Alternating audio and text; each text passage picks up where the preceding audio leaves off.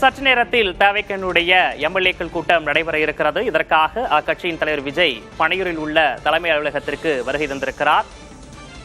நடந்து முடிந்த சட்டமன்ற தேர்தலில் 108 இடங்களில் தவிக வெற்றி பெற்றிருந்தது. இந்த நிலையில் முதல் முறையாக வெற்றி பெற்ற பிறகு தவிகவினுடைய முதல் எம்எல்ஏக்கள் கூட்டம் தற்போது நடைபெற இருப்பதால் கூடுதல் முக்கியத்துவம் வாய்ந்ததாக பார்க்கப்படுகிறது.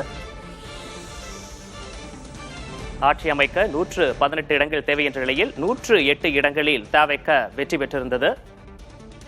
இன்னும் சற்று நேரத்தில் தவிகவினுடைய எம்எல்ஏக்கள் கூட்டம் தொடங்க உள்ள நிலையில் அதற்காக அக்கட்சியின் தலைவர் விஜய் பனையூரில் உள்ள தலைமை அலுவலகத்திற்கு வருகை தந்திருக்கிறார். வெற்றி பெற்ற சட்டமன்ற உறுப்பினர்களுக்கு என்னென்ன அறிவுறுத்தல்களை அவர் வழங்க இருக்கிறார் என்ற எதிர்பார்ப்பு மேலோங்கி இருக்கிறது. திமுக கூட்டணி 73 இடங்களிலும் அதிமுக கூட்டணி 53 இடங்களிலும் வெற்றி பெற்றிருந்த நிலையில் தவிக 108 இடங்களில் வெற்றி பெற்றிருந்தது.